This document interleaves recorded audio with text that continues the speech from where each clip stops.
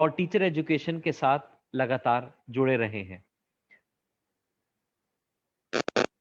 5 minute के अंदर हम अपने कार्यक्रम को विधिवत रूप से शुरू करेंगे।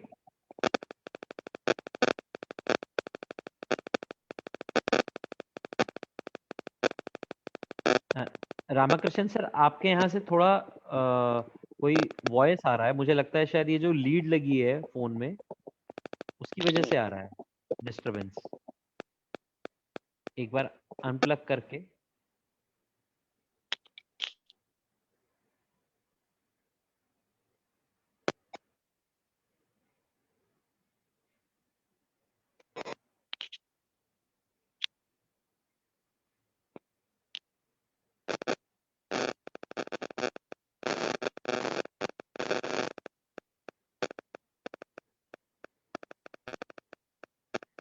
लीड में अभी भी प्रॉब्लम है, उसकी वजह से एक साउंड आ रही है। अच्छा, लीड को ही बदलना पड़ेगा फिर। जी जी। I'll have it one more.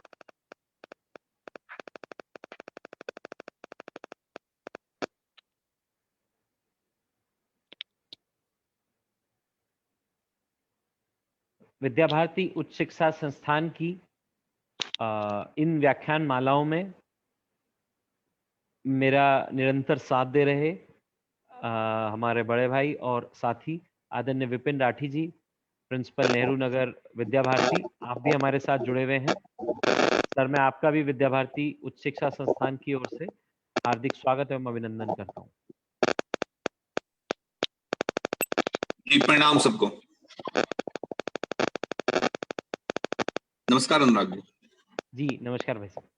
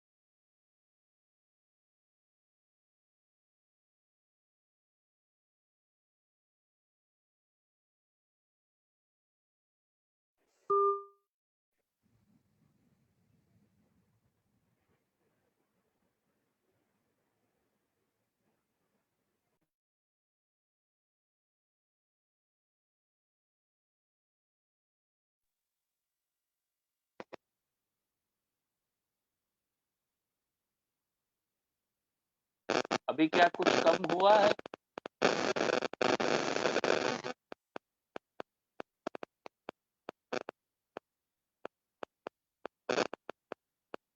अभी सुनाई दे रहा है?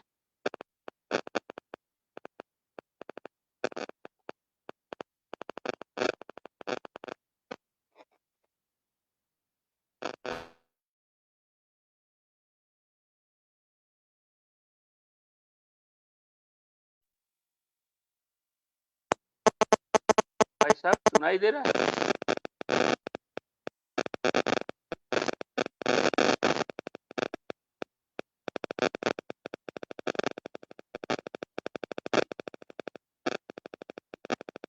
हेलो?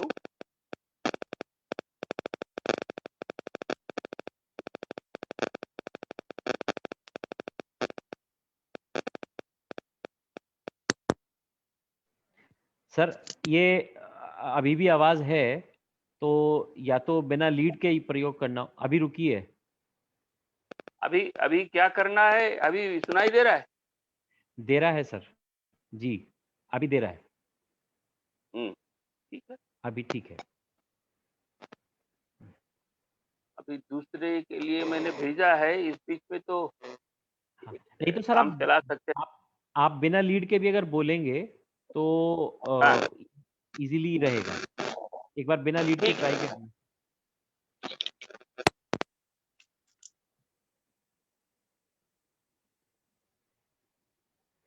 जी, तो अभी सुनाई दे रहा है? जी अभी ज्यादा अच्छा है सर। अभी ठीक ओके। ठीक ठीक।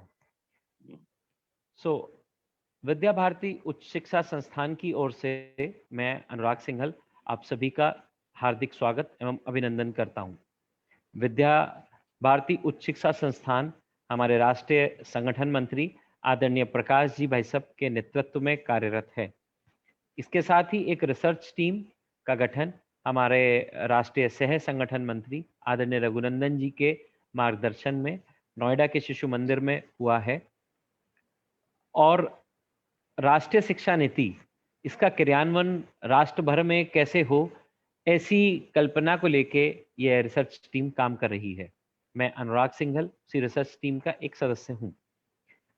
आज हमने इन व्याख्यान मालाओं में करीब 40 विषयों में जो कि राष्ट्रीय शिक्षा नीति में दिए गए थे, अलग अलग परिचर्चाएं नेशनल एक्सपर्ट्स के साथ रखी हैं। और किन जगह एग्जीक्यूशन में, क्रियान्वयन में, चूंकि नीति तो पहले भी 2 बार आई लेकिन क्रियान्वयन सही से नहीं हो पाया, विद्या भारती ने इस बार यह संकल्प लिया है कि किस प्रकार क्रियान्वयन को और अच्छे ढंग से किया जाए। ऐसी आशा और उम्मीद के साथ 40 वेबिनार का जो आयोजन हुआ उसमें करीब 16 विषय स्कूली शिक्षा के रहे और 24 विषय उच्च शिक्षा संस्थानों के रहे। इसी क्रम में आज यह 15वां सत्र है और आज हमारे साथ डॉक्टर रामकृष्ण राव जी हैं और साथ ही साथ धनंजय जोशी जी हैं। विधिवत रूप से शुरू करने से पहले सर्वप्रथम हम मां शारदा को नमन करेंगे, सरस्वती वंदना करेंगे और उसके बाद हम अपने कार्य को आगे बढ़ाएंगे। तो चलते हैं सरस्वती वंदना की ओर।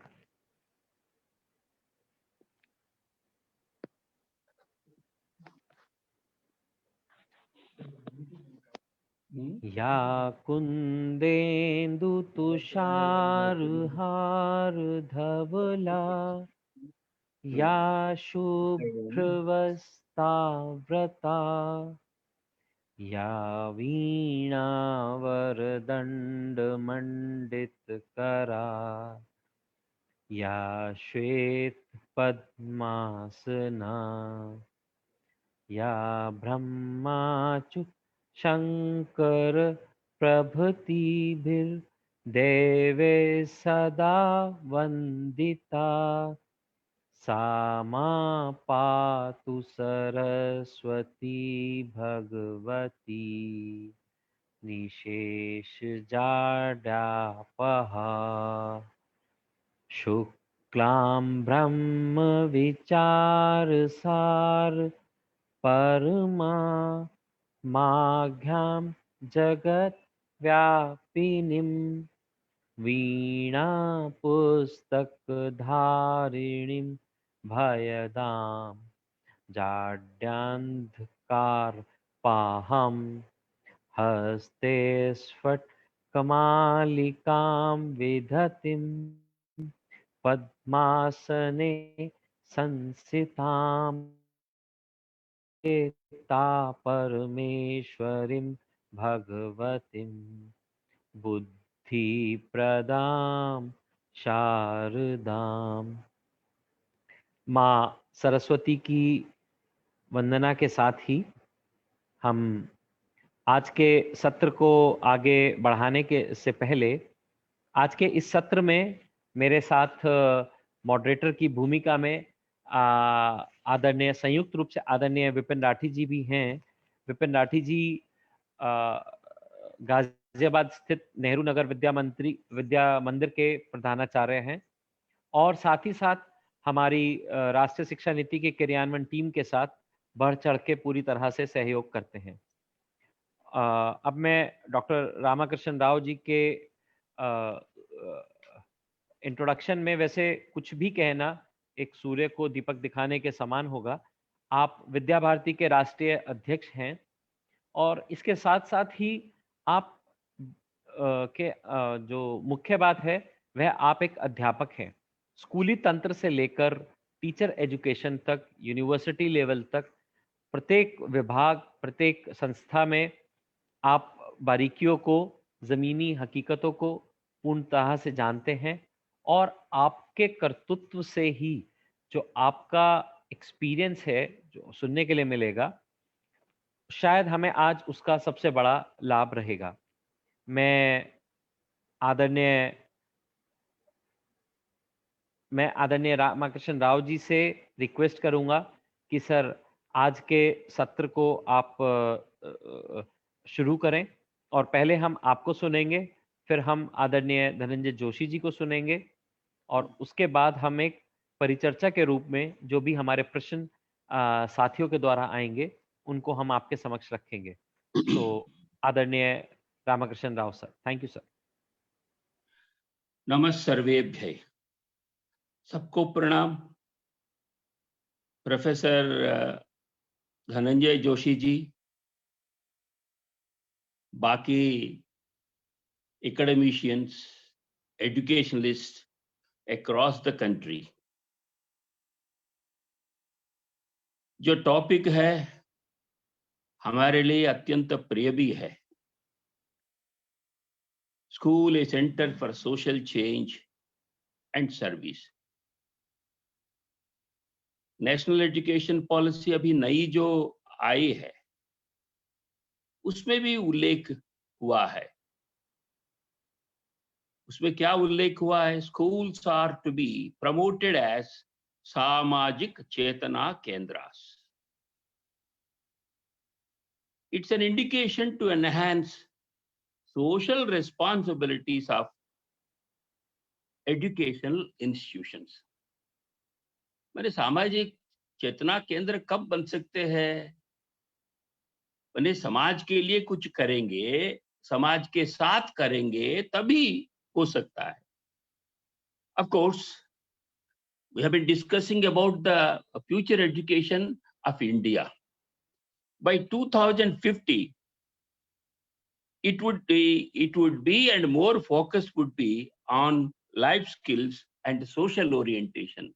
Ultimately, social orientation of education is going to take the prime place.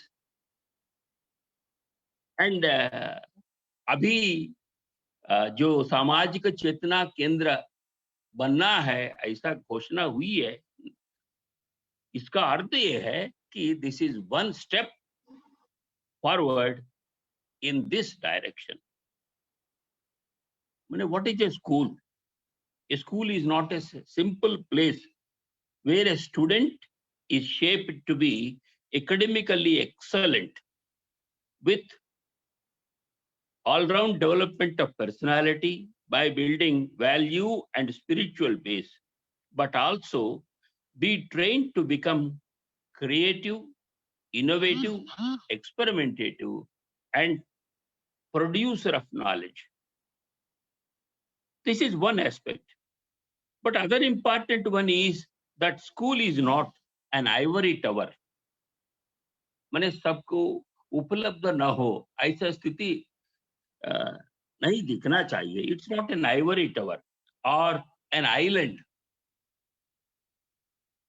To work in isolation, but an agent of social change and transformation. It's a medium, it's a mode by which सामाजिक परिवर्तन हो सकता है, और इसके लिए बहुत अच्छे प्रयास हुआ है और होने वाला भी है। We should not forget that educational institution is also a part of the system to bring reforms in the socio-cultural and economic fabric of a village. While defining the goals of education, ultimately it is told that a student is to be integrated to the society and the nation at large. That was mentioned repeatedly in all the education policies that did come out after 1968. कैसे हो सकता है? How can a school become a center for social change? School can influence the mindset of the society. School shall leave a positive influence on the society by shaping the morals, mentalities, and culture of the society. It can lead the society in some areas by becoming the chief instrument in a scheme of changes of human life. Suppose to have a better understanding, vocational or technical education in surrounding areas that helps the process of industrialization. Education changes the outlook of the people on social issues and also sharpen the skills and knowledge of the people. Hence, mindset of the people can be changed by the school. Undoubtedly, this was done and this is being done. Here it is experimented as well. Schools should reach out the society beyond the gates in the community and conduct number of programs. Activities are to be designed to bring the society to school for involvement, enrichment, and empowerment of the people around. अच्छा है, बोलने के लिए बहुत अच्छा ऐसा लगता है, but who will do it? All the stakeholders, they will be doing it. The principal, Pradhan Acharya, teachers, Acharya, Prabandhakarani, Purva Chhatra, Abhibhavak, parents, and students can all become the agents of social change and service with proper orientation. School should give that orientation. Basing on that, these all stakeholders will become agents of social change. One should not forget that all the stakeholders shall have both individual as well as institutional social responsibility to serve and play an important role defined. So hence, without wasting much time, I'll suggest some activities and enterprises which were undertaken here in which place I am living.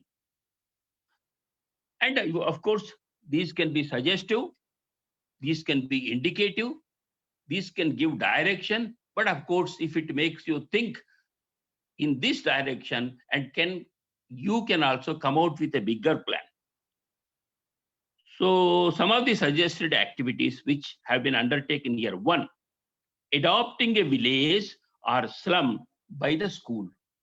Arek Vidyalaya, at micro level, a village in rural areas and slums or seva bastis in urban dwellings are to be adopted, for which we undertake a socio-cultural economic survey, after which prioritizing the problems, challenges, and activities for transformation are chalked out by involving social, cultural, economic leadership of the villages as well.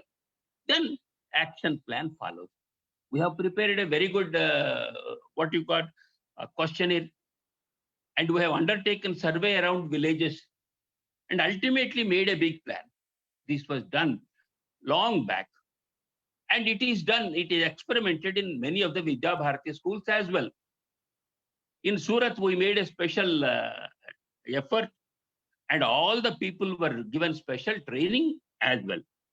So the results are felt, and there we could see a sea of change and social change, and ultimately the mindset of the people is changed. And then now there are many activities for social transformation are taking place with the help of the people. So this is adoption of a village and taking care of all-round development, and then development in different fields in that particular village. Second, undertaking service activities in surrounding villages and bastis. Students are not only the techno-informative, modern, and highly knowledgeable one, but also have a value base. Hence, service activities like Bala Samskara Kendras, Vidyarthi Vikasa Kendras, that is tuition centers, Matru Mandalis, adult education centers, vocational training and skill development centers, and tasks of self-reliance are planned with the help of parents, staff, students, and Sajjana Shakti of the society. So that was experimented over here. And then there are about 41 Bal Samskara Kendras run through this particular center. Similarly, 6 tuition centers are also being run. 8 Matru Mandalis and Bhajana Mandalis are also being run. Adult education center is being run. Similarly, activities for self-reliance, they are also being conducted. So in that way, number of activities are conducted in our school and in villages as well. So that is why service activities in villages, that will change the mindset of the people, as well as the whole village is developed in a proper way. Next, third important one is participation in community and cultural festivities of the village. ये बहुत जरूरी काम है. गांव में जितने सारे functions होते हैं उसमें भाग लेना, सहभागिता वो जरूरी है. What is the advantage? इसमें our cultural, national and social values can be transmitted through these programs where we have a role to play. And similarly, fourth, students exposing to the conditions of underprivileged sections along with important service and rural development projects. Students should be encouraged to visit the sensitive areas, to observe the health, hygiene and living environment and economic conditions to make a feel about their social responsibility. Important service, rural development and transformatory projects are to be visited to get a better understanding about the methods and process of service so that these students in future can undertake all those things. Much of an experimentation was done. Children, they are now involving in number of activities and our Purva Chhatra, they are also involved. So in that way, so this exposing them to a situation, actual situation which is in the society, that gives them an opportunity. Fifth one is adoption of surrounding schools for an educational change. So social change includes the change in education. Adopt 1 or 2 schools. And the benefits of that school complex, which was mentioned in this new education policy, and of course, Sahodaya complex was very much an old concept. So that will enhance the cooperation and sharing of resources for initiating a positive educational change in our area. So whatever you have, that you can share with the people. And similarly, for that, ways and means along with modus operandi can be thought as per the local needs and requirements, especially in this technology-driven world. Innovative mechanisms, ICT, and other training modules can better be shared. So you can also invite them for training, teachers training over here. Similarly, our teachers can also go there. With an understanding, we can share and evolve a common minimum program, and all this is being done. So in that way, a school can become a leader in educational change, and principal can become educational leader as well. Similarly, better utilization of schools infrastructure. School infrastructure during summer, what is to be done with the school's infrastructure? So the school was where presently I'm here in Gudilova. The school was started in the year 1980. Till then I was in higher education.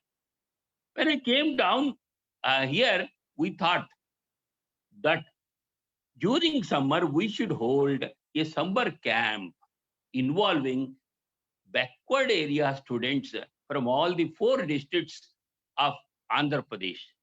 So in that way, this infrastructure was better utilized. Since 83, these summer camps are being held. For 1 month long, summer camps are being held without any break.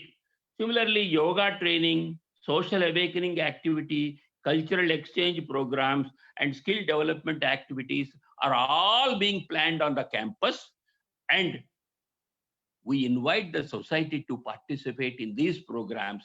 So one, to take our activities to the society and to conduct activities on the campus and invite the society to participate, where we are also successful and people are happy, and entire what you call in this area, you could find a change. I shall give a just 1 minute example. In 1995, people from census, from Deputy Director Dr. Sriram Singh from UP, he visited this particular area. So he went around the village in which this particular school complex is situated, and he came to the conclusion that socio-economic change of this village is due to this particular school. He has mentioned the name of the school and given a big report and saying that the literacy rate, it has become a 100% literate village because the school has taken the entire responsibility of making that particular village. So in that way, school's resource base is properly utilized throughout the year. And one more thing, involvement of the society in many of the activities of the school, the social leadership, cultural leadership, economic leadership, and all the people, let them be involved in the school's activity. That may be an impetus, that may give impetus and encourage enthusiastic, proud participation to take a clue from time to time so that they can be implemented in their respective villages. For example, social and health awareness programs were conducted. They used to come here, and in turn, this social leadership, they were conducting in their respective villages. Environment and water management training activity was held here. Similarly, that was held in their respective villages. So this is how a change was initiated because of the activities of the school. And one important thing, strengthening the social harmony, which is the biggest problem. When this narrow-minded caste approach is occupying the upper minds of the people, places of worship and schools can be ideal institutions where people can be involving with broad-minded submission in all the endeavors. Here, nothing. Everybody will come and participate, and they surrender completely. So, Samajika Samarastha, or social harmony in principle and practice at individual, families level, institution level, workplace level, and social life level is very much essential for the unity and integrity of the country. Because of that only, number of what you call disturbances are taking place across the country, and for which school and of course places of worship can play an important role, because we have different school complexes across the country, and any school can lead this particular type of change because they are accepted as social leaders who can transmit a special thing so that these differences cannot be seen. And of course, without taking much of the time, our focus should be on sensitive areas. We can declare that the national goals can also be transmitted and achieved by educational institutions as well in villages. No school should become a victim of the mad race of competition. No school should think that others are competitors. So school has no competitor. Everybody is only or will be complementing and supplementing the activity of the school. School is accepted without any what you call affiliation to any particular organization as well. So in that way, it should not be a victim to that mad race of competition, but by focusing on strategic, sensitive, border, and challenging problematic areas, so that the benefits can reach the unreached people and unreached areas on which the progress of the nation depends. For example, in this school, when it was growing, a senior IAS officer in the tribal area, he has visited the school and asked us to undertake different programs in tribal areas, for which he shall be providing the infrastructure. So naturally, for the last 30 years, we have also been doing some activity in tribal areas, of course, which has an effect on 224 tribal villages in that particular area. There we have started a big school and some vocational junior college, because of which you find a change in all the 227 villages there. So in that way, I am not going to list out all the activities undertaken by us, but this will give you a just direction. So we are all the people working in the field of education. So we are all trying for ultimate integration, avoiding the present differentiation and divisive trends. So hence, let us think again and again and how school can be a center for a social change, list out the priorities and approach. Every school can play the required and needy role, and it can contribute well. So ultimately, these few words are only just a direction. As I told in the beginning, it's an indication, it's a direction, but not all comprehensive one. Comprehensive one can be presented anytime with the entire report.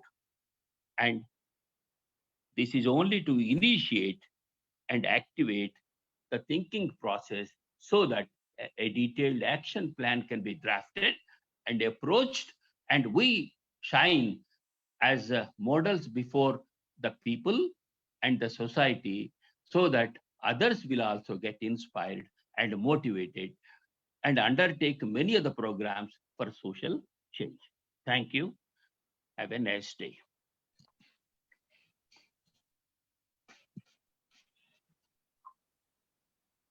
जी नमस्कार सबको। धन्यवाद भाई साहब आदरणीय रामकृष्ण राव जी। आप स्वयं एक बहुत बड़ी संस्था की देखरेख करते हैं गुड़ी लोवा में, और जो सामाजिक रूप से जो भाई साहब ने बातें बोली कि एक स्कूल कैसा होना चाहिए, वैसा उनके उस प्रकल्प में जाके हम सब देख सकते हैं। तो एक जो जमीन पे जो ग्राउंड पे काम किया और उसके अनुभव से जो भाई साहब ने बोला वो बहुत ही प्रभावी है। भाई साहब अब उधर के क्षेत्र कार्यवा भी हैं और एक साइंटिस्ट ब्रेन आपका है, हमेशा हम सबका मार्गदर्शन करते रहते हैं। तो भाई साहब ने बहुत सिस्टमेटिक बातें रखी हैं। आप लोगों के मन में कुछ प्रश्न आएंगे तो आप चैट बॉक्स में छोड़ सकते हैं। आगे की बातचीत के लिए मैं आदरणीय प्रोफेसर धनंजय जोशी जी को आमंत्रित करूंगा। और बहुत सुंदर बात है, आप बहुत प्रसिद्ध कवि हैं, लेखक हैं, मीडिया पर्सनैलिटी हैं, और गुरु गोविंद सिंह इंद्रप्रस्थ यूनिवर्सिटी जो दिल्ली की नंबर ऑफ स्टूडेंट्स के हिसाब से सबसे बड़ी यूनिवर्सिटी है, वहां पर आप यूनिवर्सिटी स्कूल ऑफ एजुकेशन में डीन है। भाई साहब आपका विद्या भारती परिवार की तरफ से स्वागत है और मैं आपको आमंत्रित करता हूं, आप अपने विचार हम सबके मध्य रखिए। आदरणीय प्रोफेसर धनंजय जोशी जी। बहुत बहुत धन्यवाद। आदरणीय मेरे पूर्व वक्ता डॉक्टर रामकृष्ण राव जी, विद्या भारती के राष्ट्रीय अध्यक्ष और हम सबके प्रेरणा स्रोत, आपके उद्बोधन से आज एक नई ऊर्जा और एक नया उत्साह मेरे मन में पैदा हुआ है और वाकई ऐसा लग रहा है कि आज कुछ नया सुनने का मौका मिला। भाई अनुराग सिंघल जी जो कि संयोजक हैं और सूत्रधार हैं इस कार्यक्रम में मुझे जोड़ने के, श्री राठी जी, और मेरे तमाम विद्या भारती के समस्त कार्यकर्ताओं, उसके अलावा जितने भी अध्यापक वृंद, कार्यकर्ता, छात्र, भगिनी, मातृशक्ति और जो राष्ट्र के हित में सोचने वाले शुभचिंतक यहाँ पर मौजूद हैं, मैं आपको प्रणाम करता हूँ। और आपने आज ये मंच दिया अपने विचार को रखने का, इसमें मैं अपने कुछ ज्ञान के कुछ बिंदु आपके सामने निरूपित कर पाऊं, मेरा बहुत सौभाग्य होगा। मैंने विद्या भारती की वेबिनार्स में पार्टिसिपेट किया। Recently I have heard my senior professor BVR Reddy. He is also the stalwart in our education and one of the pioneers in the field of innovations. I have heard Professor CB Sharma ji, who is my mentor, my guide, my friend, my philosopher. और उस दिन मैंने देखा कि इस पूरे परिवार में 3 घंटे से भी ज्यादा समय तक वो वार्ता चली। और कहीं ना कहीं मुझे ये लगता है कि एक अध्यापक अपने स्तर पर छोटे छोटे प्रयोगों के द्वारा समाज में एक समरसता और एक संपूर्ण क्रांति लाने का स्वप्न देख सकता है।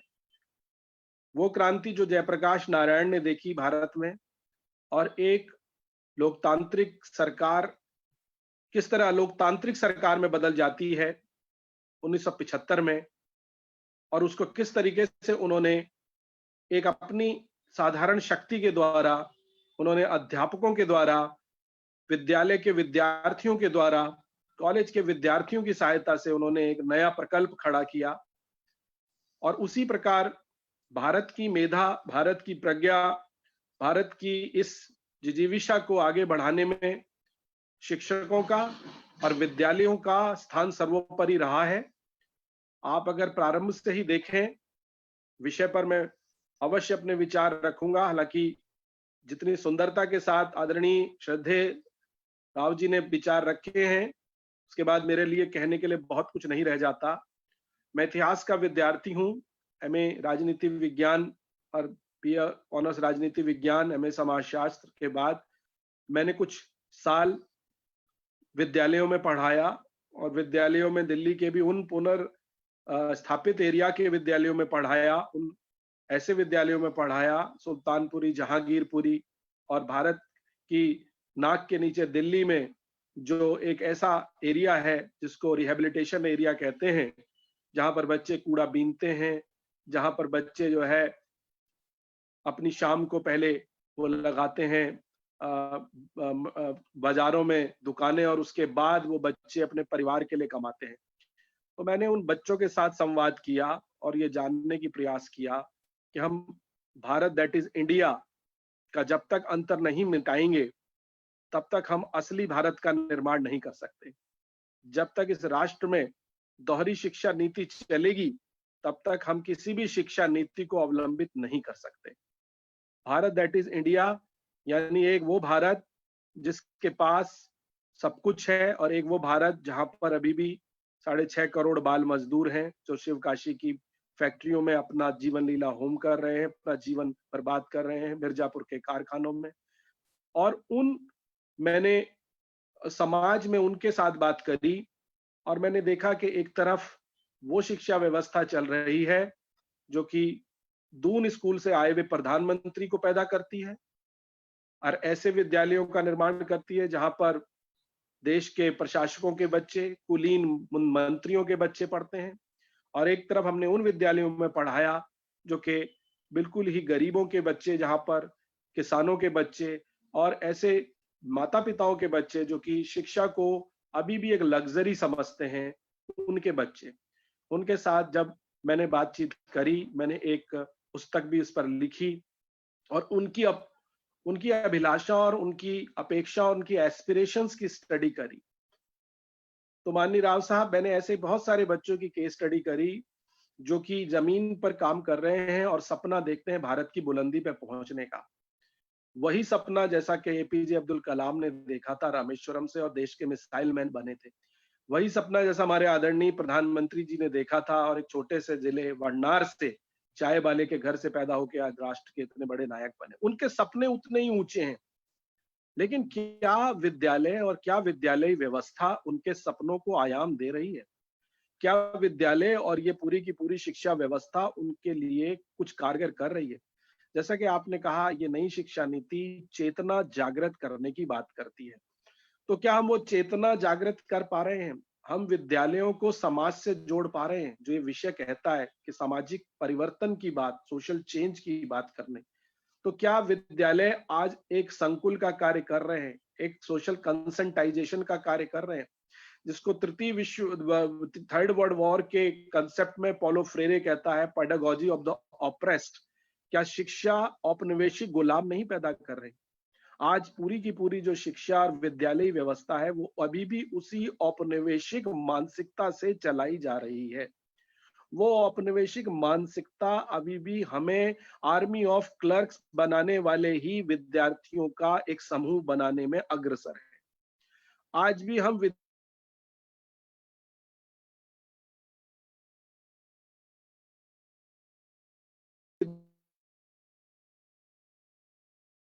देशों की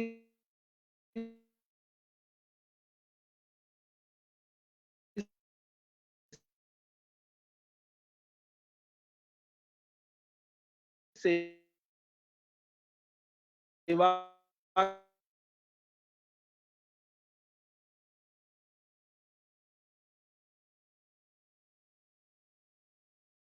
करने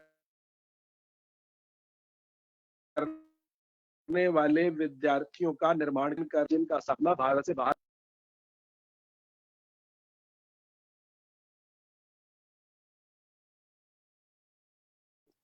जब तक ये भावना पैदा नहीं होगी कि राष्ट्र मेरा है और मैंने अपने इस राष्ट्र को अपना सर्वस्व देना है, जिस दिन ये भावना आ जाएगी तो मुझे लगता है कि हम भारत के अंदर ऐसे चंद लोकमान्य बाल गंगाधर तिलक जैसे नायक पैदा कर पाएंगे, हम कुछ वीर सावरकर जैसे राष्ट्रहित नायक पैदा कर पाएंगे, ऐसी हुतात्माओं को पैदा कर पाएंगे, हम कुछ चंद्रशेखर आजाद पैदा कर पाएंगे जिन्होंने ये बात कही कि राष्ट्र प्रथम होता है।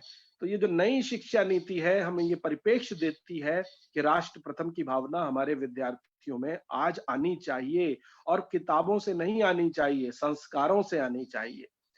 एक राष्ट्र का अध्यापक मगध वंश का पूरा समूल जो है निर्माता बन जाता है, नंद वंश को पूरी तरीके से ध्वस्त कर देता है, उसको दुनिया आचार्य चाणक्य के नाम से जानती है।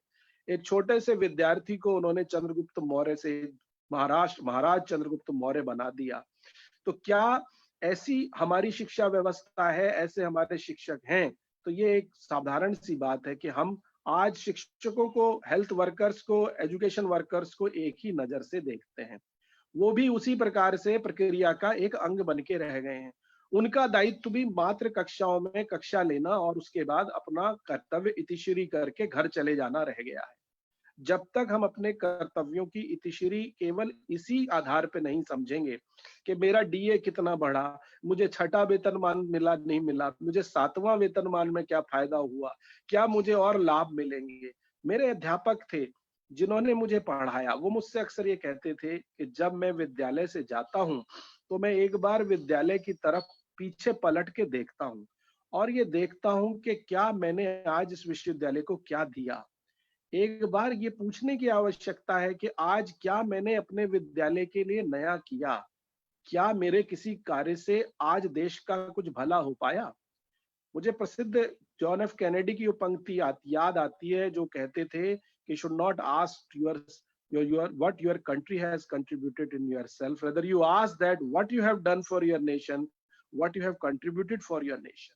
आप ये मत पूछिए कि राष्ट्र ने आपको क्या दिया, आप ये पूछिए आपने इस राष्ट्र को क्या दिया। ये बहुत आसान है कि हम अपने अधिकारों की बात करते हैं, हम जमीन पर निकल के देश बंद कर देते हैं, हम जो रोडों पे उतर के हम जो है उसकी जो है रेल की के जो है पगडंडियों को उखाड़ देते हैं और हम राष्ट्र बंद करने की बात करते हैं।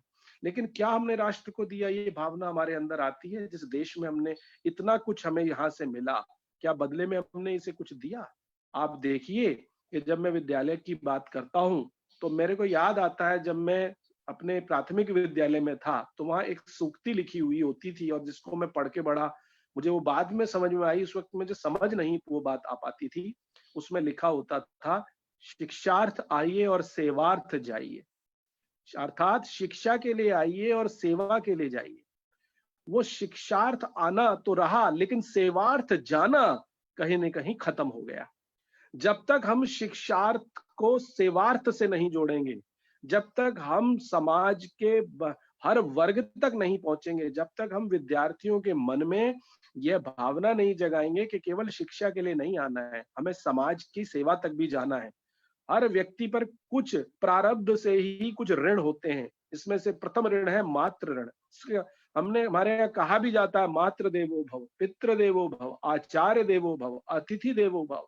मातृ ऋण, पितृ ऋण, देव ऋण, समाज ऋण, कुछ हमारे ऊपर ऋण है। तो ये जो स्कूली प्रबंधन है, ये जो समाज के लिए जो हम शिक्षा दे रहे हैं, उसके बाद सेवार्थ जाने में ये उसी ऋण को चुकाने की भावना है।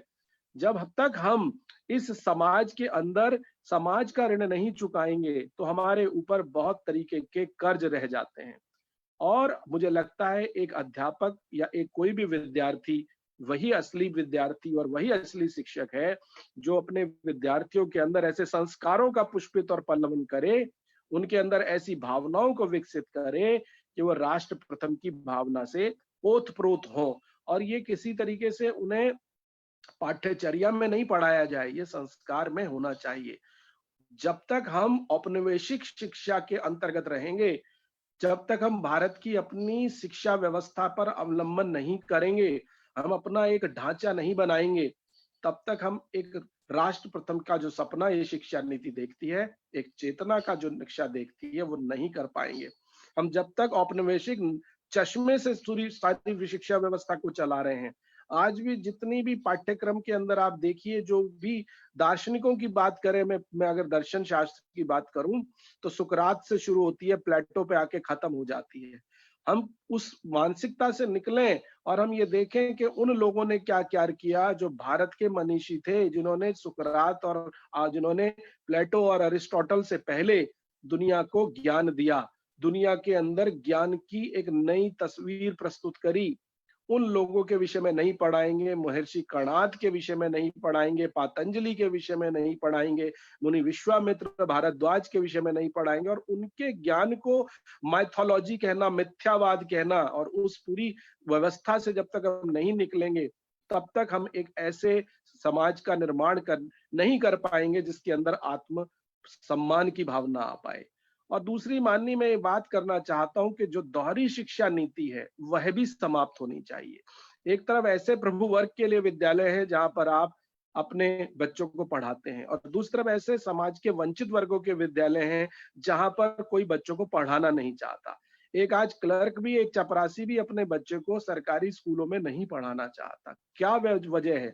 मुझे याद है कि हमारे पिता अध्यापक थे, हम सरकारी विद्यालयों में ही पढ़े और उन्हीं के साथ पढ़ते थे। और सभी समाज के 86 की नीति से पहले मुझे याद है सभी विद्यालय सरकारी ही हुआ करते थे। क्या व्यवस्था बदली? क्या हुआ कि अचानक बयार आ गई, कुकुर मुत्तों की तरह सो कॉल्ड एलीट स्कूल अलग बन गए और सो कॉल्ड वैसे स्कूल अलग बन गए, और गांव और कस्बों के स्कूलों की हालात क्या है वो आपसे छुपी नहीं है। जब हम एक राष्ट्र श्रेष्ठ राष्ट्र की बात करते हैं तो एक शिक्षा नीति की भी बात होनी चाहिए। जब multiple education, multi fractured education होगी, जब तक इतनी ज्यादा फ्रैक्चर्ड एजुकेशन होगी जो कि अलग अलग आयामों से निकल रही है, जहां पर आईसीएसई का अलग चलता है, सीबीएसई का पाठ्यक्रम अलग चलता है। एक तरफ आप उनको कहते हैं कि सब समान हैं, समानता का अधिकार भारत का संविधान देता है, और दूसरी तरफ उन स्कूलों में बुनियादी शिक्षा व्यवस्था के बिंदु भी नहीं है, पेयजल भी नहीं है, वहां पर इलेक्ट्रिसिटी भी नहीं है।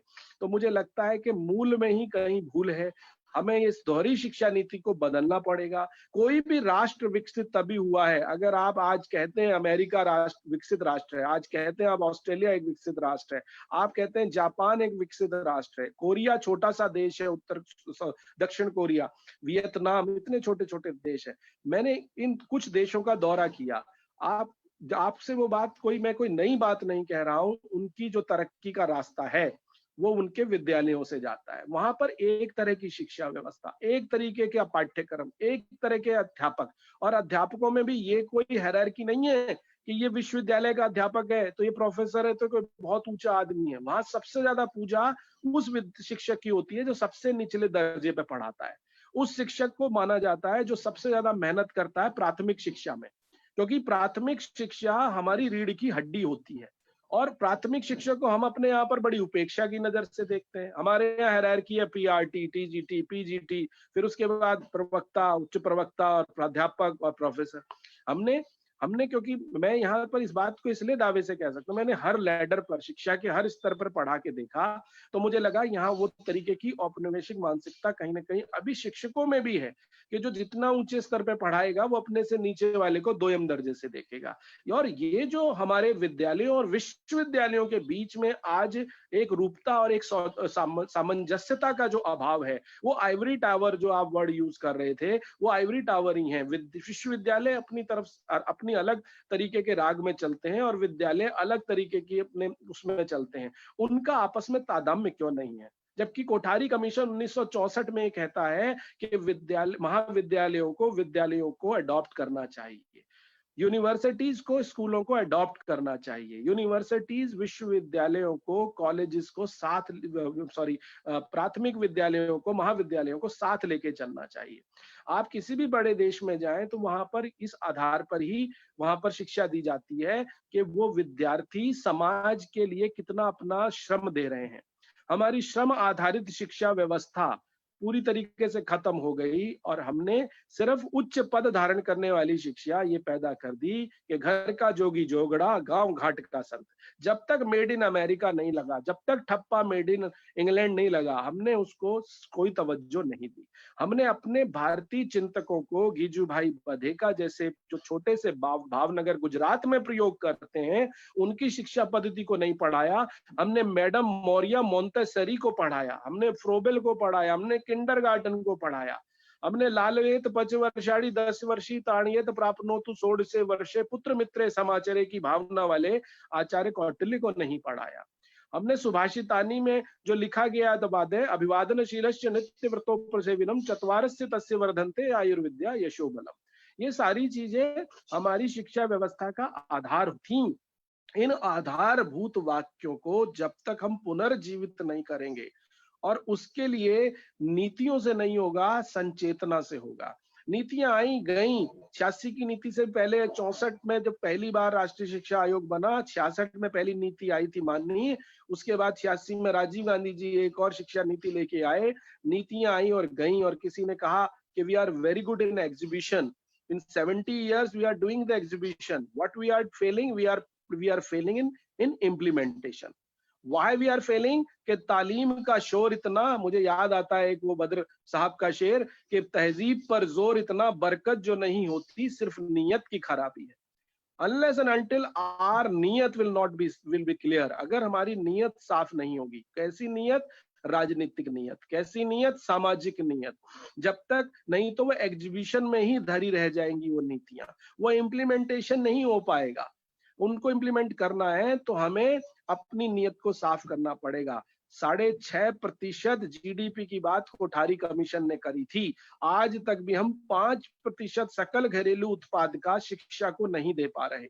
किसी भी विकसित राष्ट्र में जाइए, वहां 90% शिक्षा पर खर्च किया जाता है, और अभी भी हम शिक्षा को प्रायोरिटी का मुद्दा नहीं मानते। हमारे यहाँ अभी भी प्रायोरिटी फूड, क्लोथ, शेल्टर ही है, रोटी, कपड़ा और मकान, जबकि शिक्षा और स्वास्थ्य भी यूनेस्को ने अब अपनी वरीयता में प्रायोरिटी माना है कि ये भी जो है आदमी की रोटी, कपड़ा, मकान जैसी ही जरूरत है।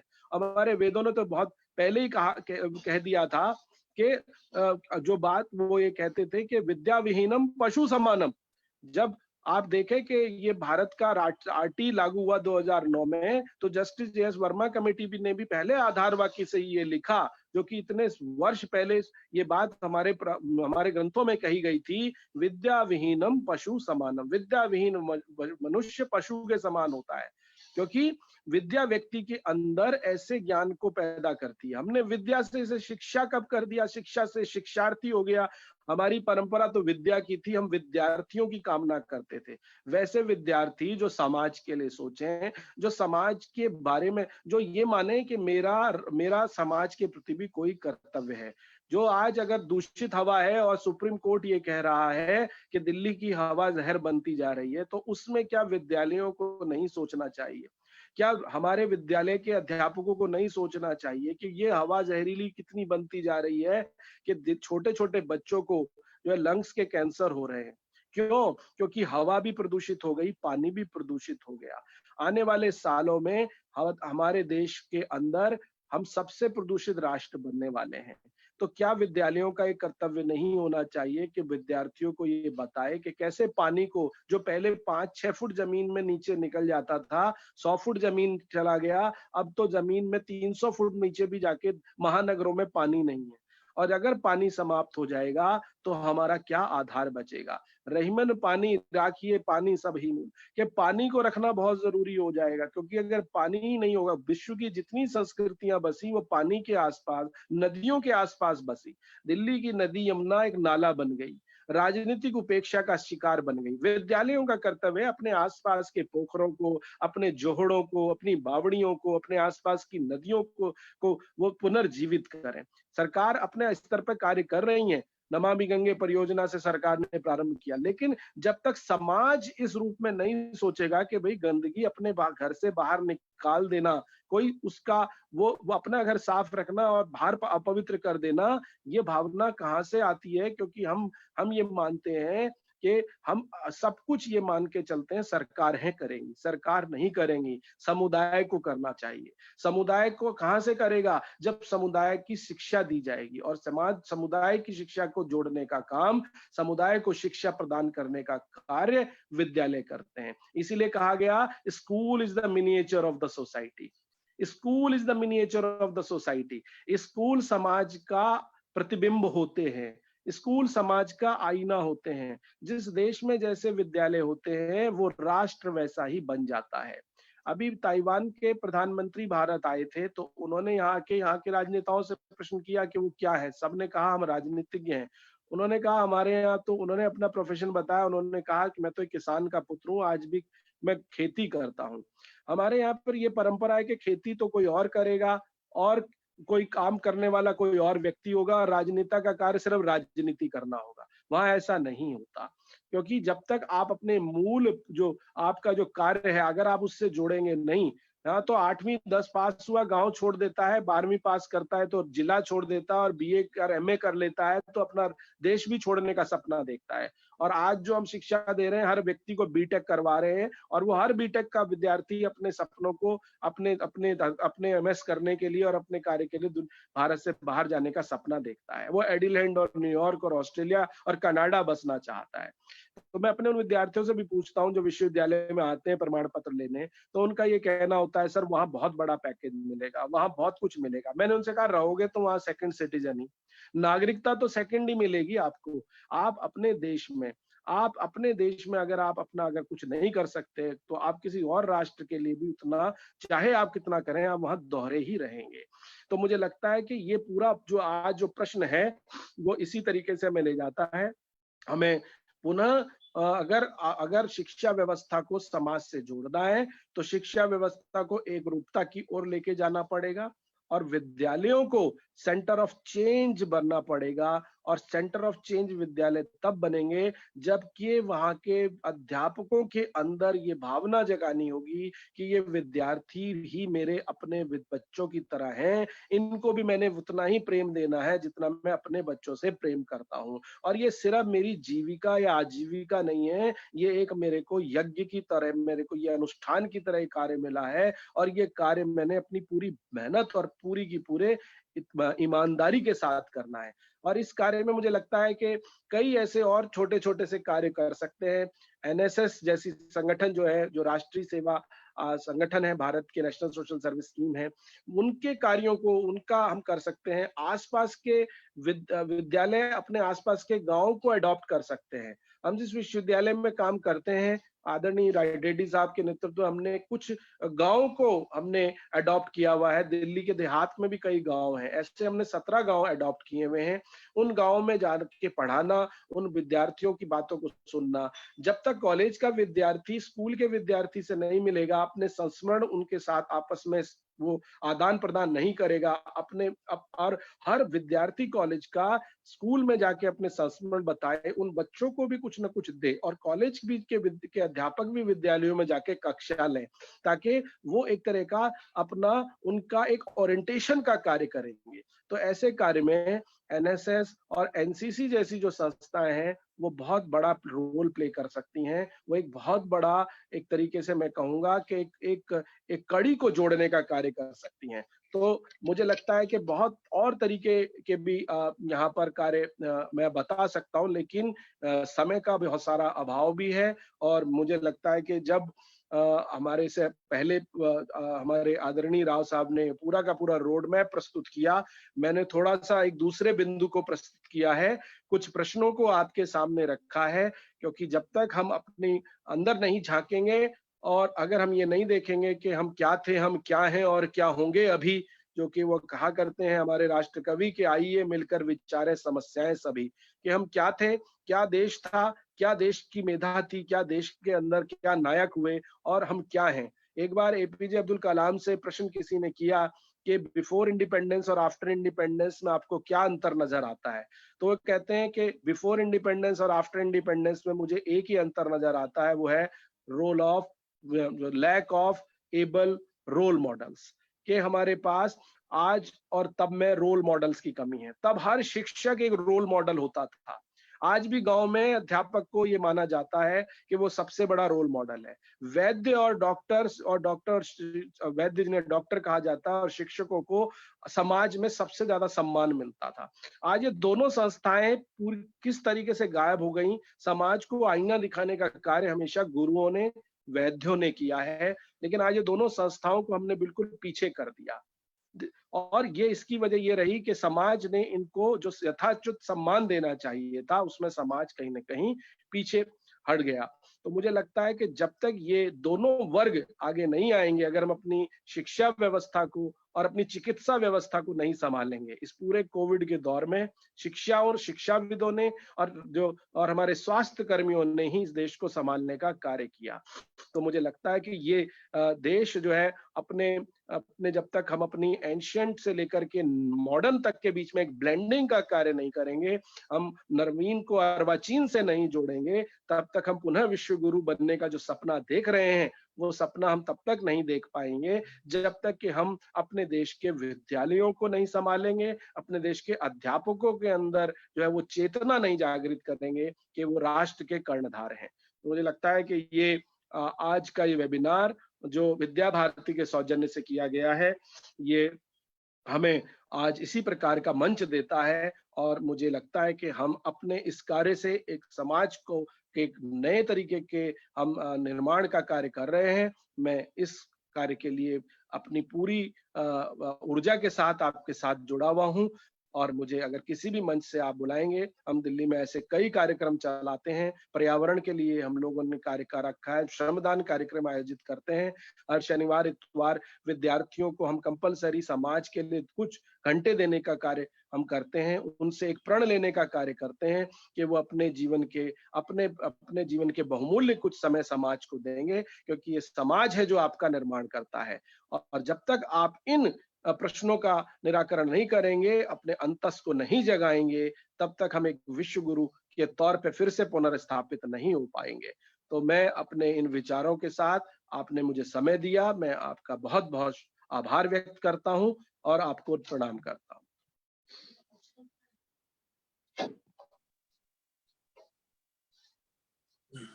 धन्यवाद प्रोफेसर जोशी जी, बहुत ओजस्वी आपकी वाणी है और आप कवि हैं, लेखक हैं, तो मां सरस्वती पे आपका पूरा अधिकार है और बहुत सारी समस्याएं आपने बताई। और अभी ये जो प्लेटफॉर्म हम यूज कर रहे हैं आदरणीय जोशी जी, विद्या भारती का हेतु ये है कि भाई जो आपने भी अंडरलाइन किया है कि भाई एक पॉलिसी पहले भी आई थी और वो भी अच्छी पॉलिसी थी, हम उसकी आलोचना नहीं करते, लेकिन हमारे अध्यक्ष जी हमेशा कहते हैं कि भाई पॉलिसी और प्रैक्टिस में जो गैप रह जाता है, इम्प्लीमेंटेशन की कमी उसकी वजह से आती है। और पॉलिसी और प्रैक्टिस में जो गैप रहता है उसमें मैं तो अपने आप को, खुद एक शिक्षक हूं, मैं अपने आप को ही समझता हूँ कि मैं ही उसका कारण होता हूँ। और हमने इस पूरी पॉलिसी को 40 विषयों में अलग अलग डिवाइड किया और हम ये चाहते थे कि भाई एक अलग अलग हर विषय पे एक ज्ञान सबको मिले, ये वीडियो रिकॉर्ड हो। कल को भी अगर मैं चाहूं कि भाई मेरा विद्यालय सामाजिक चेतना का केंद्र हो, तो मैं इस वीडियो को देख लूं तो मुझे थोड़ा मार्गदर्शन मिल सके। ये हमारा हेतु है आज का। और बहुत सारी समस्याओं से छोड़ के हम सिर्फ इस बात पर केंद्रित करना चाहते हैं कि भाई एक शिक्षक और एक या प्रधानाचार्य, एक स्कूल लीडर अपने स्कूल को, अपने आसपास का कैटलिस्ट ऑफ सोशल चेंज कैसे बना सकता है। तो इसको लेके कुछ 2-1 प्रश्न मेरे पास आए हैं। प्रोफेसर जोशी जी, मैं आपसे पूछना चाहूंगा। सीमा शर्मा जी हैं हमारी बहन जी, जुड़ी हुई हैं, और इस ग्रुप में सभी श्रेष्ठ प्रधानाचार्य और बड़े शिक्षा वृंद लोग हुए हैं। सीमा शर्मा जी का प्रश्न है कि भाई जो अंडर प्रिविलेज बच्चे हैं, आसपास रहते हैं, उनके लिए कुछ काम कर सके, तो इसके लिए कोई कार्य योजना आप बता सकते हैं? प्रोफेसर जोशी जी। जी, बहन सीमा शर्मा जी, बहुत बहुत आपका धन्यवाद। आपने एक बहुत बड़ा सवाल पूछा है कि हम जो आसपास के जो वंचित वर्ग के बच्चे हैं उनके लिए क्या कर सकते हैं। हम जैसा कि मैंने अपने छोटे से उद्बोधन में बात प्रस्तुत करी कि जिस तरह से हम ये मानते हैं कि एक सामाजिक चेतना का कार्य शिक्षक कर सकता है अपने स्तर पर, एक कैटलिस्ट ऑफ चेंज का कार्य शिक्षक कर सकता है, तो समाज के वंचित वर्गों को जोड़ने के लिए भी हम बहुत कुछ अपने जीवन में कर सकते हैं। एक छोटी सा कार्य मैंने अभी अपने विद्यार्थियों के साथ किया है, जो एक गूंज नाम की संस्था है, अंशुम गुप्ता जी उसके राष्ट्रीय अध्यक्ष हैं। हमने अपने विद्यालय और द्वारका क्षेत्र के यहाँ पर कई स्कूलों के साथ मिलकर के एक नया कार्य शुरू किया था पिछले 3 वर्ष पहले, कि जो हमारे पास ऐसी चीजें हैं जिनका हम उपयोग अब हमें लगता है कि वो उतना नहीं रहा। ऐसे बहुत सारे हमारे पास कपड़े होते हैं जिनको हम ये मानते हैं कि अब शायद वो बच्चों के लिए छोटे हो गए हैं, या अब उनको हम ये मानते हैं फैशन में नहीं रहे, अगर मैं इस वजह से भी बोलूं। और बहुत सारी चीजें होती हैं, जूते होते हैं कई जोड़े जो कई बार यूज नहीं कर पाते हैं। तो अगर हम ऐसी चीजों को, अगर हम इतनी सामग्रियों को अपने घर पर जो होती हैं जिनका कोई प्रयोग भी नहीं होता और वो अलमारियों में रखी हुई होती हैं, तो हमने ये कहा कि हमने अपने उन विद्यार्थियों को जाकर के विद्यालयों में कहा कि आप ऐसा सामग्रियों को लेके आएं और जो किसी भी तरह के प्रयोग में ना हो। हालांकि ये भी साथ में कहा कि वो पूरी तरह से काम पर आने योग्य हो, ऐसा नहीं हो कि पूरी तरह जर्जर हो। ऐसी सामग्रियों को हमने उनको इकट्ठा करके उनको पुनः उनको प्रेस करा के, या जहां से भी वो खराब थी उनको ठीक करके, और उसी प्रकार से कई खेल के खिलौने, इसी प्रकार से कई प्रकार की खाद्य सामग्रियां, ये तमाम चीजों को हमने बॉक्सेस में भर करके हमने गूंज तक पहुंचाया। और उस गूंज संस्था ने उसको पूरे देश भर में हमारे ऐसे राज्यों के बच्चों को जहां पर वो चीजें मयस्सर नहीं होती, और वो बच्चे जो है उन सब चीजों को केवल किताबों में देखते हैं, ऐसे खिलौनों को, ऐसी चीजों को जो कि शहरों में बच्चों के पास प्रचुर मात्रा में होती है। तो हमने ऐसा सामान एकत्र किया और ये बहुत ही अच्छा कार्य रहा कि इस वजह से हम वंचित वर्ग तक जा पाए, उन तक पहुंच पाए। ऐसे कंस्ट्रक्शन साइट्स पर बहुत सारे बच्चे होते हैं, जो बच्चे जो है पढ़ना तो चाहते हैं पर विद्यालय उनको एडमिशन नहीं देता, या घुमंतु जो हमारे जो घुमंतु प्रजातियां होती हैं, घुमंतु लोग होते हैं, उनके बच्चे जो कि एक जगह साधारण तौर पे 3-4 महीने रहते हैं, कार्य खत्म हुआ फिर आगे बढ़ जाते हैं। तो एक ऐसा वर्ग विद्यार्थियों का तैयार किया गया कि अगर वो अपना शनिवार इतवार कुछ समय दे पाए, और इस सामाजिक सेवा के द्वारा वहां जाकर के कुछ हमने कक्षाओं लेने का कार्यक्रम प्रारंभ किया कि वो बच्चों को इकट्ठा करके और साथ में कुछ उनके लिए रिफ्रेशमेंट, छोटे से उनके लिए सामग्रियां लेके गए, ताकि वो बच्चे थोड़ा सा पुरस्कार के लालच में ही सही है, प्रोत्साहन उनको देना पड़ता है, और घर से दरिया और कुछ सामग्री टीचिंग एड बना के लेके गए और उन विद्यार्थियों के साथ 3 या 4 घंटे का समय बिताया। और जब आप देखते हैं तो एक तरीके की आपके अंदर एक तरीके का सेटिस्फेक्शन, एक संतोष की भावना आपके दिल से आती है कि अगर आपने 3 या 4 घंटे अगर वहां पर कार्य किया, तो अलग-अलग सब विषय के विद्यार्थियों ने आपस में बांट करके छोटे ग्रुप्स में क्लास लेनी शुरू करी। शुरू में बहुत दिक्कतें आई कि माँ बाप ने उस चीज को लेकर के कोई उत्साह नहीं दिखाया, लेकिन हर माँ बाप ये दिल से चाहता है कि उसका बच्चा शिक्षा ले और उसका बच्चा उस अभाव की जिंदगी में ना जिए। तो थोड़ा सा अगर हम यत्न करें अगर हम थोड़ा सा प्रयत्न करें तो आशा अनुरूप परिणाम आ सकते हैं, बशर्ते आप थोड़ा सा इसके लिए अपने अंदर के जो मैं कहूंगा कि करुणा का जो भाव होता है उसको थोड़ा सा आप जागृत करें, क्योंकि तुलसीदास जी कहते हैं दया धर्म का मूल है, पाप धर्म अभिमान, और तुलसी दया न छाड़िए जब लक घट में प्राण। कि जब तक दया नाम का जो आपका अंक है सीमा जी, वो जब तक आप में है तब तक आप समाज में जितना कर सकते हैं, आपके किए गए कर्म ही जो है वो आपके साथ जाएंगे, बाकी ये नश्वर शरीर है वो यहीं रह जाएगा। तो जितना आप अपने प्रयासों से कर पाए, आप एक छोटे से समुद्र में एक छोटी सी अगर आहुति भी देती हैं तो वो भी बहुत बड़ा प्रयत्न होता है, लेकिन प्रयत्न करने चाहिए अपने स्तर पर, ये मैं मानता हूं जी। जी, इस पे इसी प्रश्न के जवाब में आदरणीय अध्यक्ष जी ने, आदरणीय रामकृष्ण राव जी ने भी एक बात कही थी कि आपका जहां विद्यालय है वहां के आसपास के एरिया में आप अगर सर्वे करें, एक पहले प्राइमरी एक सर्वे करें 1 किलोमीटर के एरिया में, ग्राम या बस्ती में, कि वहां की क्या प्रॉब्लम्स हैं, क्या समस्याएं हैं, और फिर उन पर कार्य करके योजना बनाई जा सकती है। एक वो प्रश्न मैं आदरणीय रामकृष्ण राव जी से ही रखना चाहूंगा, और बहन तरुलता देवी जी का ये प्रश्न है, और ये पूछती हैं कि भाई जो ग्रामीण क्षेत्रों में विद्यालय हैं और उसमें वहां के आसपास के लोग कोई कार्यक्रम करते हैं तो कभी आते नहीं, और दूसरा उसी के साथ इनका प्रश्न है कि विद्यालय विकास में भी उनका कोई योगदान नहीं होता। तो दोनों प्रश्नों को मिला के मैं एक प्रश्न बनता है कि भाई बहन जी ये पूछना चाहती है, बहन तरुलता जी तक, के आसपास के जो जिस गांव या बस्ती में हमारा विद्यालय है वो बस्ती विद्यालय आए और विद्यालय विकास में सहायक कैसे हो, इसके लिए आदरणीय अध्यक्ष जी कुछ मार्गदर्शन करेंगे।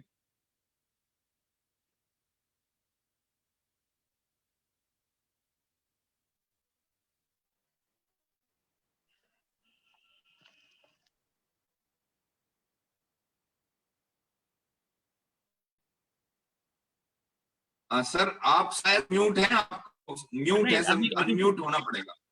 अभी सुनाई दे रहा है? जी सर, जी सर। हाँ, ठीक है। तरुलता देवी जो है वो उड़ीसा के है, उत्कल प्रांत के है, और उन्होंने जो प्रश्न पूछा है, पहले जब हम इधर 1980 में आए तब सर्वे करते हुए देखा कि फर्स्ट जनरेशन एजुकेशन बिल्कुल नहीं है एंड वेरी मच बैकवर्ड, और इधर का जो लिटरेसी रेट जो था 5% था। इसीलिए एक अच्छा निःशुल्क विद्यालय हमने खोला है। निःशुल्क विद्यालय के माध्यम से इधर की आसपास गांवों से लोगों को लाया, और now they have become very much settled in their lives. उनके पास गया, हर एक दिन उनको लाने के लिए कोशिश किया, बाद में रुचि जागृत हुई, अभी वो एक है। और दूसरा, सब दूर यही प्रॉब्लम रहता है। पहले वो गांवों के लोग जो है वो आपको प्रेम दे, हम भी उनको वापस में प्रेम करें। तो जब ये अंडरस्टैंडिंग होता है, वो आप जो कहेंगे वो करेंगे। और स्कूल संचालन में इधर की जो चारों विद्यालय इधर कैंपस में है, उनका जो कॉरेस्पॉन्डेंट्स है वो इधर ही निःशुल्क विद्यालय में पढ़े हुए पूर्व विद्यार्थी अभी उसको संभालते हैं। और लोकल मैंने जो पद प्रयोग किया था कि सामाजिक नेतृत्व जो है वो इसको अभी संभाल रहे। पहले उसको नकारते थे, मान नहीं रहा था, लेकिन अभी आने लगे हैं, भाग ले रहे हैं। उनका गांव में भी जागृति की काम, चेतना की काम और बहुत सारे कार्यक्रम उन्होंने लेना शुरू किया। इसीलिए जब तक वो नकारते हैं तब तक माने वो चलता रहता है, लेकिन आप उनके पास जाना, बहुत बार जाना, उनसे बात करना, घर को बुलाना और घर में उनको बिठाना, आप वही रास्ता है। So distribute the bundle of what you call bunch of love to everybody in the surrounding area. They may be backward, they may be what you call मैंने down trodden sections of the society, वैसे ही। तो पहले एक ये colony था, SC colony, उधर भी ऐसे ही चलाए। हम उधर जाकर ट्यूशन चलाते थे पहले। 2 आचार्य हर दिन जाते थे और ट्यूशन चलाए। इसके कारण क्या हुआ, हमारे पर विश्वास के कारण आना जाना शुरू हुआ और बाद में विद्यालय में आ रहे। बस ऐसा ही, और कुछ प्रयोग करेंगे तो रास्ता मिलेगा आपको।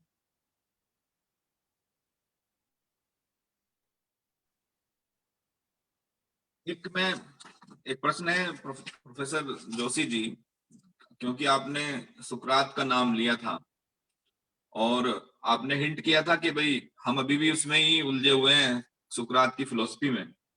तो बहन इशिता जी कहती हैं कि भाई हम अपनी इंडियन इस तरह की फिलॉसफी बताइए कि जो सेवा भाव और जो एक विद्यालय सामाजिक चेतना का केंद्र हो, इस तरफ हमें ले जाती हो। बहुत बढ़िया। देखिए, इन्होंने मर्म को पकड़ा है। मेरा इस पर यही कहना है कि हम अगर भारत की अगर हम अस्मिता को अगर देखना चाहें तो हमें ये देखना पड़ेगा कि हम 5000 वर्ष पुरानी सभ्यता हैं और एक आधुनिक युवा राष्ट्र हैं। तो इस 5000 वर्ष पुरानी सभ्यता और इस आधुनिकता का जब तक हम एक साथ संयोजन नहीं करेंगे, यानी वो चीज जो कि हमारे पास हमारे ग्रंथों में, हमारे साहित्यों में, हमारे उपनिषदों में, हमारे और जितने भी आपके ब्राह्मण ग्रंथों में और जितनी भी हमारी विधाओं में जो चीजें हमारे विद्वानों ने जो कही गई हैं, उनको जब तक हम सहेज के नहीं रखेंगे और उसको हम आधुनिक रूप में अपने विद्यार्थियों को ये बात बताएंगे नहीं, तब तक उन्हें पता नहीं लगेगा। देखिए, ये एक पूरी की पूरी सामाजिकरण की एक प्रक्रिया है। Socialisation is a nutshell, is a process of inculturation, process और ट्रांसफरिंग ऑफ वैल्यूज। अगर ये वैल्यू सिस्टम को हमने ट्रांसफर नहीं किया, जब तक हमारे जो हमने जो पाया, हमारे यहाँ पर जो हमारी उपलब्धियां थी, इसको हम समाज के सामने रखेंगे नहीं, तो यही लगेगा कि ये देश तो, जिसको मैकॉले ने कह दिया, it's a country of snake charmers और country of monkey gods, or they are living with false mythology, they are living with false philosophy, yani everything is worth whatever we had done. He said everything is false, and he remarked with this line, even a single shelf of European literature is worth than the whole literature of India and Arabia. He criticized our everything in 1835 with a roadmap which he has given. Is still in 70 years, last 75 years, we are still traveling in the same path.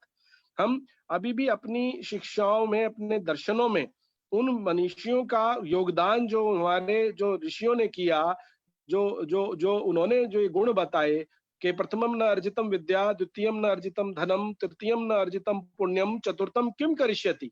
ये जो भावना हमारे शास्त्रों में थी कि प्रथम जो आपने वर्षों में अगर विद्या ग्रहण नहीं करी 25 वर्ष, अगले 25 वर्षों में आपने प्रथमम न द्वितीयम न अर्जितम धनम, और अगले 25 वर्षों में अगर आपने अर्थ नहीं ग्रहण किया तो तृतीयम न अर्जितम पुण्यम, और 50 से 75 वर्ष के बीच में अगर आपने पुण्य नहीं कमाया तो चतुर्थम किम करिष्यति।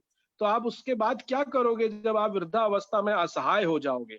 तो उस ऋण को चुकाने के लिए कितनी सुंदर बातें ये बताई गई कि हमने विद्या भी अर्जन करनी है, हमने धन भी करना है, लेकिन वो धन और वो अर्थ जो है वो समाज सम्मत होगा। इसीलिए धर्म के 10 लक्षणों की बात की गई कि वो धर्म के 10 लक्षण है जिस पे चल करके हमने अर्थ करना है। इसीलिए अर्थ करी साविद्या, और साविद्या या विमुक्तय की बात की गई, एजुकेशन विच लिबरेट्स की बात की गई।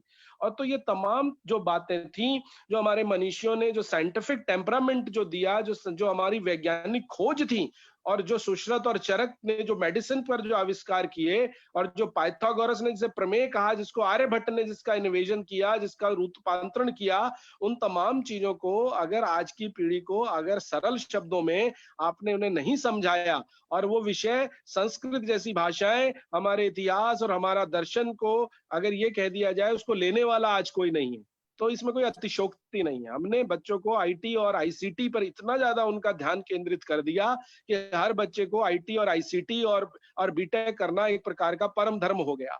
तो उन विषयों को कौन लेगा, उन संस्कृत जैसी भाषाओं को कौन पढ़ेगा जो कि आदि भाषाएं हैं, जिनको आज ये विश्व मानता है कि विश्व की सर्वप्रथम भाषा संस्कृत है। आज एटॉमिक एनर्जी की जो के लिए जो सबसे बढ़िया भाषा जिसको माना गया है साइंटिफिक, उसमें उसको भी संस्कृत ने माना। वो जो नाभिकीय प्रयोग में जो प्रयोग किए जा रहे हैं वो संस्कृत के सूत्रों का प्रयोग किया जा रहा है।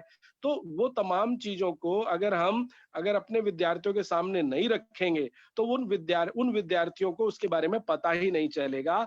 और हमें डाइवर्सिफाइड, जिस तरह की शिक्षा नीति भी ये कहती है कि हमें डाइवर्सिफाइड कोर्सेज को लेके आना पड़ेगा।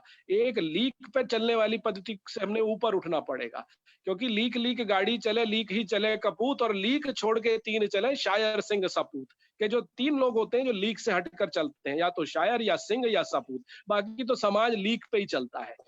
तो जब तक हम लीक पे चलने वाले राष्ट्र के रूप में कार्य करेंगे, तब तक हम इसी प्रकार से, हमें लगता है एक मानसिक जो गुलामी जो हमने झेली है, और पता नहीं ये कितने सालों की मानसिक गुलामी, जो 200-300 वर्षों की ये पूरी गुलामी रही, ये अभी भी कहीं ना कहीं हमारे ऊपर एक प्रकार की जो कॉलोनियल माइंडसेट है, जिसको डीकॉलोनाइज करना पड़ेगा। और जब तक हम इस औपनिवेशिक सोच से बाहर नहीं आएंगे, तब तक हम एक राष्ट्र के रूप में, एक सर्वश्रेष्ठ राष्ट्र के रूप में उन्नति नहीं कर सकते। हम ट्रांसलेटेड जब तक साहित्य पढ़ाएंगे, हम अनुवाद कर करके जब तक विद्यार्थियों को पढ़ाएंगे, हम जब तक मौलिक चिंतन उन्हें नहीं देंगे, अपनी भाषाओं पर गर्व करना नहीं सिखाएंगे, तब तक हम एक संपन्न राष्ट्र नहीं बन सकते हैं। इसलिए अपनी भाषाएं, चाहे वो तेलुगु हो, चाहे वो तमिल हो, चाहे वो बंगला हो, उसका साहित्य देखिए। आप तिरुवल्लुर को पढ़िए, आप सुब्रमण्यम भारती को पढ़िए, आप जो है प्रेमचंद को पढ़िए, आप जो है रसखान को पढ़िए, आप भर्तृहरि को पढ़िए, आप जिस भी भारतीय विषय में किसी भी पढ़िए। आप शाकुंतलम की बात करें, जिसको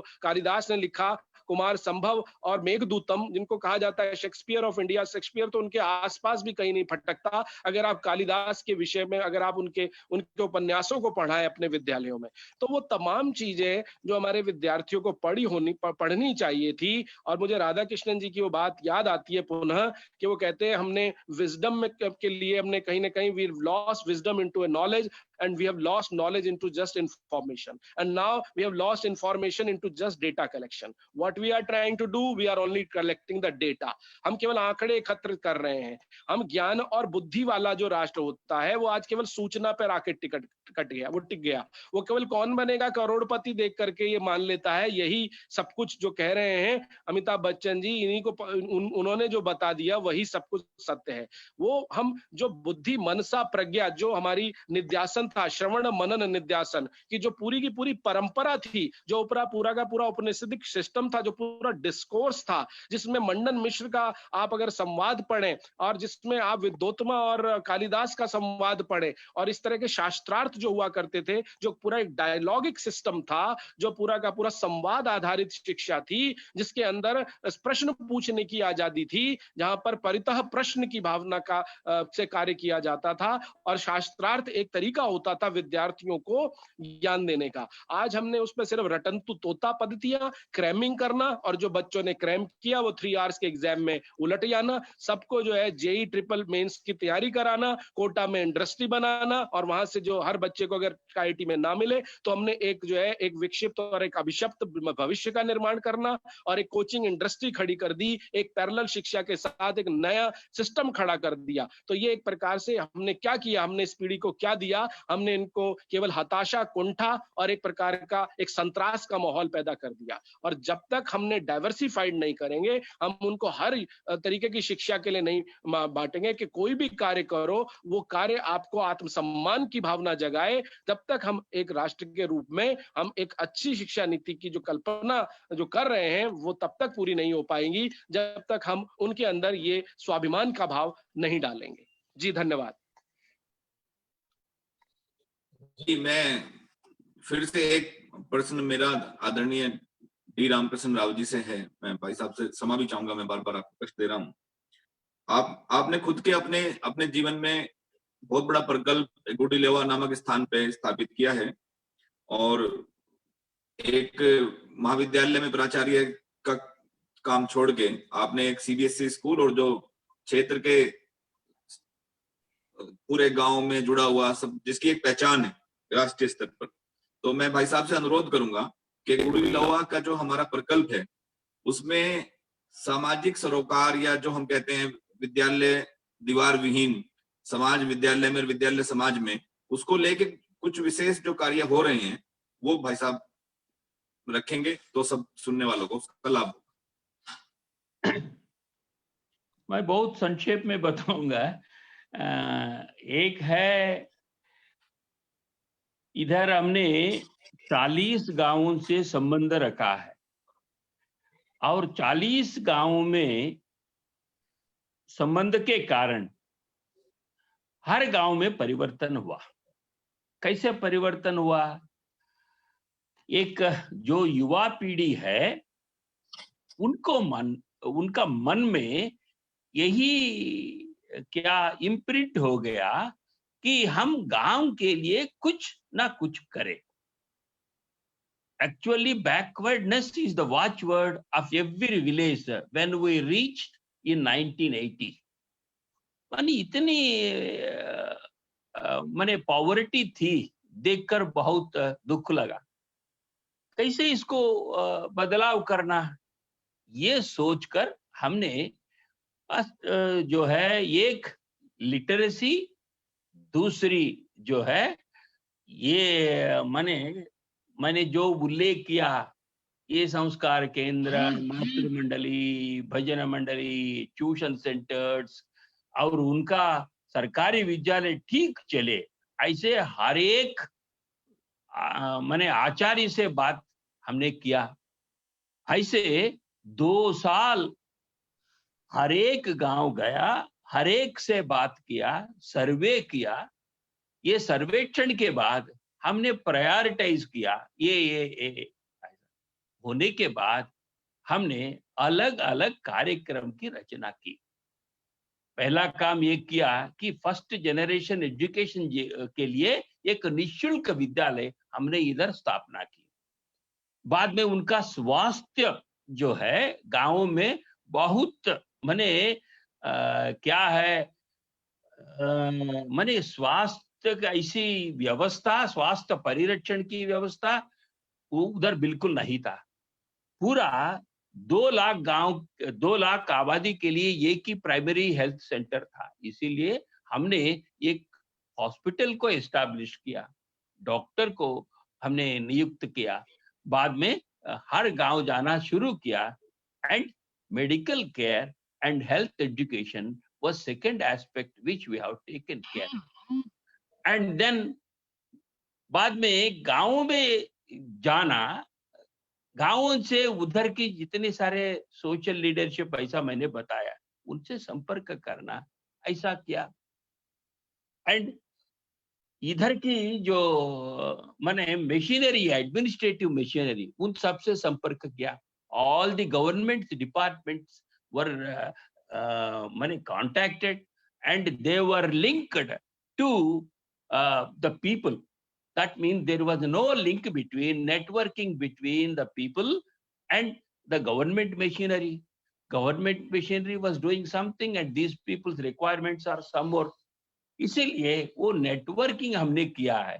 इसके कारण क्या हुआ, एक कॉन्फिडेंस आया। ये कॉन्फिडेंस के कारण परिवर्तन की प्रक्रिया जो है वो बहुत तेजी से चला।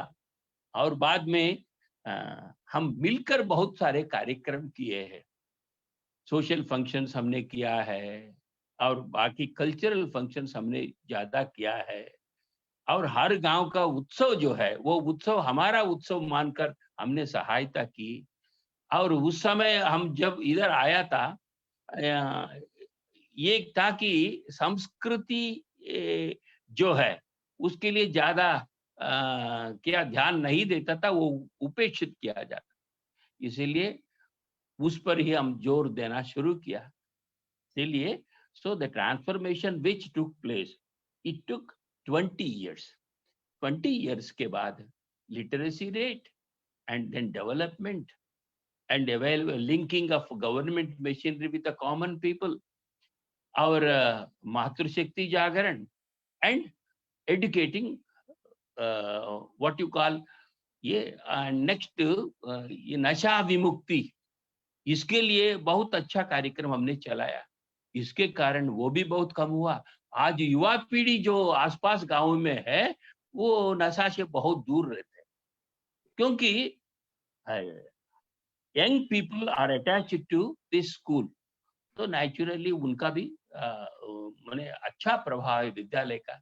गाँवों में भी वो चिंता करते हैं गाँव के बारे में, और अच्छे ऐसे बहुत सारे कार्यक्रम हो रहा है।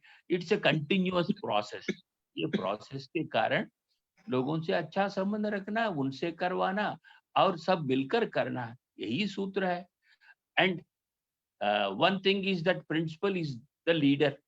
प्रधान आचार्य जो है वो अच्छा नेतृत्व देने वाले, हर आचार्य जो है समय देने वाले, महिला जो है दो दो महिला एक एक गांव के बारे में सोचते हैं, इसीलिए स्कूल के बाद वो जाते हैं।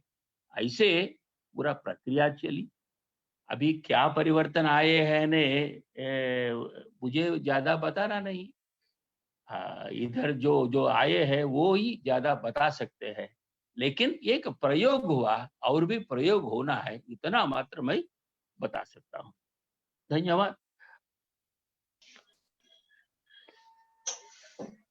जी, धन्यवाद आदरणीय।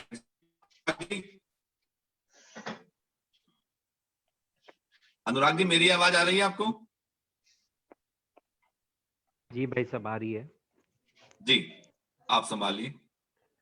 जी मुझे लगता है कि आज के सत्र में दोनों ही वक्ताओं को सुनना बहुत ही सेटिस्फैक्टरी रहा, आनंदमयी रहा, क्योंकि वास्तविकता में मेरा भी एक अपना एक्सपीरियंस है जो मुझे ध्यान आया जब भाई साहब बात बोल रहे थे। मैं इन्फोसिस में चेन्नई में कार्यरत था, तो वहाँ भी सामाजिक भागीदारिता को देखते हुए वहाँ के अलग-अलग प्रकल्प थे। मैं स्नेहम शिक्षा से जुड़ा और सैटरडे संडे को हम लोग पास के गाँव में बच्चों को पढ़ाने के लिए जाते थे। हमने ऐसी 180 लोगों की टीम को तैयार किया था। उसमें भी मुझे लीड करने का मौका मिला था और उसके एनुअल फंक्शन के बाद ही मैंने डिसीजन लिया था कि इन्फोसिस को छोड़ के मैं अपने घर वापस जाके काम करूँगा। तो वो आज वो दृष्टांत मुझे याद आ रहा था, जैसे-जैसे भाई साहब और आदरणीय धनंजय जी बता रहे थे।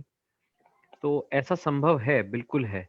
और जहाँ-जहाँ संस्थाएँ हैं, जो लोग स्कूलों का क्रियान्वयन कर रहे हैं, अपनी परिधि में रहते हुए, अपने जो रिसोर्सेज़ हैं, चाहे वो सीमित हैं, चाहे वो ज़्यादा हैं, चाहे छोटा या ज़्यादा, हम सब लोग अपनी-अपनी जगहों में कुछ न कुछ प्रयास कर सकते हैं और एक छोटा-छोटा प्रयास मिलके एक दिन एक बड़े प्रयास का कहीं न कहीं आधार होगा। तो आज का सेशन जैसा कि हमने सोचा था, ये रिकॉर्ड हुआ है, तो ये बहुत ही फ्रूटफुल रहने वाला है हम सभी के लिए। समय देने के लिए मैं विद्या भारती उच्च शिक्षा संस्थान की ओर से आदरणीय रामकृष्ण राव सर का भी हार्दिक धन्यवाद करता हूँ कि आपने एक छोटे से अनुमोदन पर समय दिया, और साथ ही साथ आदरणीय जोशी जी को भी, धनंजय जी को भी मैं धन्यवाद बोलूँगा कि एक ओजस्वी वक्ता के रूप में हमने आपको सुना और बहुत सारी चीज़ें ऐसी लगी पूरे दृष्टांत में कि हम उस पे कार्यक्रम आगे कर सकते हैं। और आज जुड़े हुए सभी पार्टिसिपेंट्स को मैं अनुराग विद्या भारती उच्च शिक्षा संस्थान की ओर से धन्यवाद प्रेषित करता हूँ। और साथ ही साथ मेरे साथी, वैसे धन्यवाद शब्द छोटा रहेगा क्योंकि विपिन जी मेरी टीम के ही सदस्य हैं, लेकिन आपका आभार वो मैं बोलूँगा कि इन सब कार्यक्रमों को एक सुंदर माला में सजाने के लिए आपका निरंतर सहयोग रहता है। हार्दिक धन्यवाद, आभार। हम प्रणाम सबको। हाँ, सर, हम शांति मंत्र के साथ कार्यक्रम का अंत करें, तो विपिन जी आप शांति मंत्र पढ़ेंगे? जी, मैं पढ़ देता हूँ। जी। सर्वे भवन्तु सुखिनः, सर्वे सन्तु सर्वे सन्तु निरामया, सर्वे भद्राणि पश्यन्तु, मा कश्चित् दुःख भाग् भवेत्। ओम ओम शांति शांति शांति।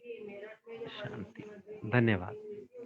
धन्यवाद अनुराग जी, विपिन जी, सभी विद्या भारती पूरे परिवार को, आदरणीय राव साहब और समस्त प्रतिभागियों को मेरा नमन। धन्यवाद। Thank you Joshi sir.